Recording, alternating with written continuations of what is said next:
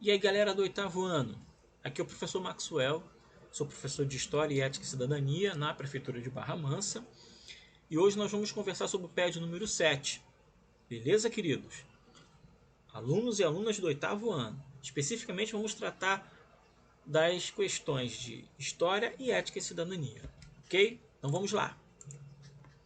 Na seção 3, o texto, né,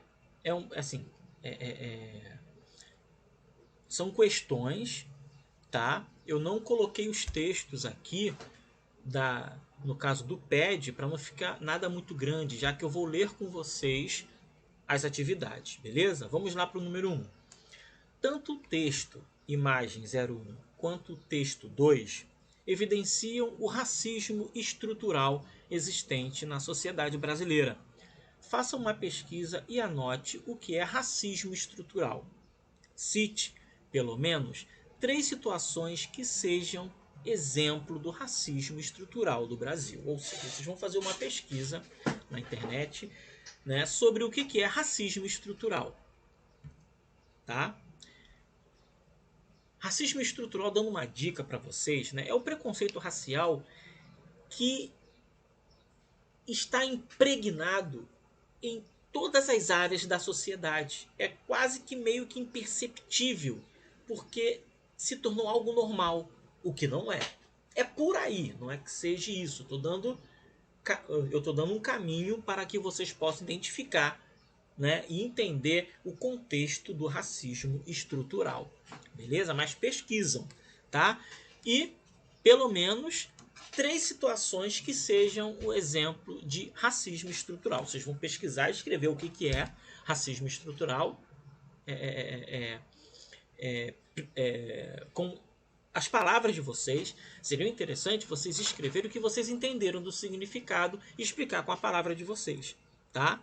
E depois citar 3 exemplos de racismo estrutural presente em nossa nação. Ok? Número 2.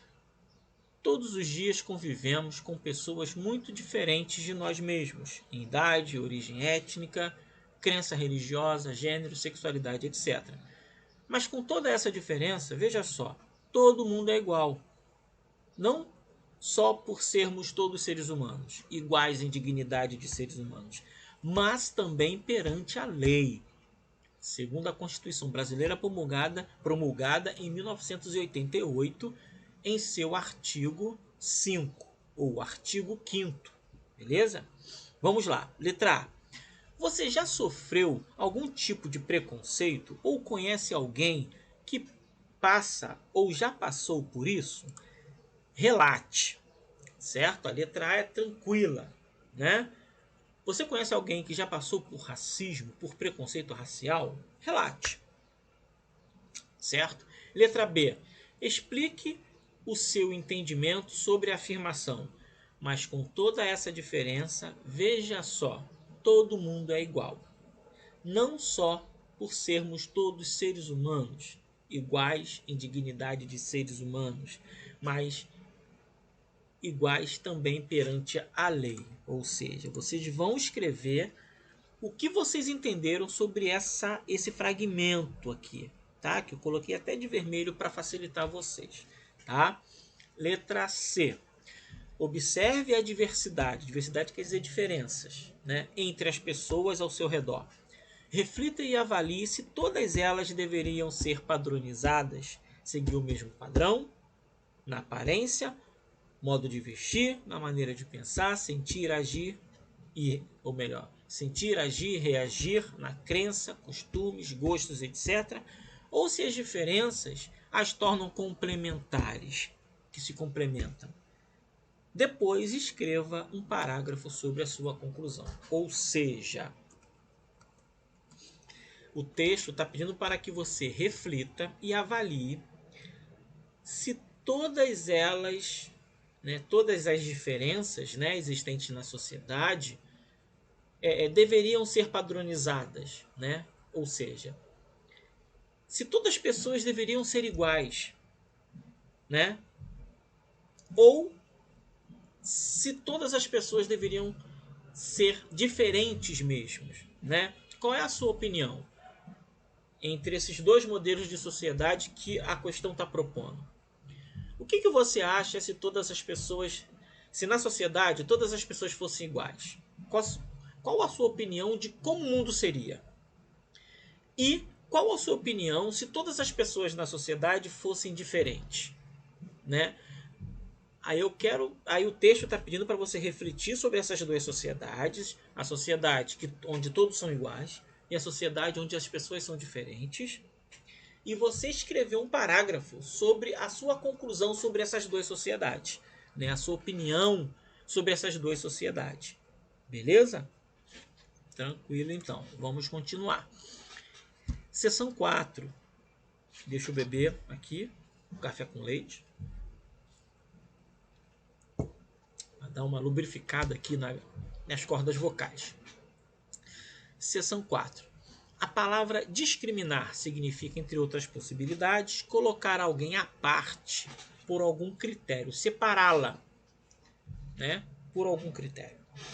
Na história do Brasil, a menção a indígenas e africanos escravizados remete a esse fenômeno discriminatório, né? Porque tanto indígenas como os africanos, eles na nossa história brasileira foram muito discriminados após, é claro, né, a colonização. Será esta uma história do passado ou é possível identificar permanências dessa prática? Ou seja, esse tipo de discriminação sofrida pelos índios e pelos africanos ficou no passado ou ainda existe hoje? Tá? Veja a chamada ao lado, veja a chamada ao lado e um trecho retirado da mesma matéria, né? Vamos lá. O acesso aos cuidados necessários quando há uma manifestação, ou melhor, o acesso aos cuidados necessários quando há uma manifestação mais grave da Covid-19 está permeado por desigualdades. Pessoas falecidas que se autodeclaram como brancas acessaram consideravelmente mais leitos de UTI ou ventilação mecânica. Foram quase 8 em cada 10 mortes. Entre os que se identificam como pretas, pardas e amarelas, foram menos de 7 em cada 10. O retrato da desigualdade é ainda mais duro para a população indígena. Apenas 6 de cada 10 indígenas que morreram por Covid-19 conseguiram ter acesso a essa estrutura. Ou seja, o artigo está mostrando que a Covid-19, né, essa pandemia, ela deixou mais clara essa discriminação, né, onde as pessoas indígenas, né, elas morreram mais, elas tiveram menos acesso a respiradores, a UTI, do que as pessoas brancas, por exemplo. Né? Isso é um dado. Tá? Número 1. O fato de indígenas e negros estarem entre as populações mais vulneráveis ao Covid-19 e terem tido menor acesso a recursos da saúde é um indicador de permanência da discriminação para este segmento populacional, ou seja, o fato de indígenas e pessoas afrodescendentes, né, negras ou pretas, né, serem vulneráveis ao Covid-19, ou seja, não terem tido acesso a recursos de tratamento dessa doença, é um sinal da permanência da discriminação no Brasil? Justifique a sua resposta, se você acha que sim ou que não, justifique a sua resposta a partir do significado da palavra sublinhada. Ou seja, você vai fazer um texto respondendo a essa questão, tá? Partindo da palavra discriminação, utilizando a palavra discriminação no seu texto. Tá bom? 2.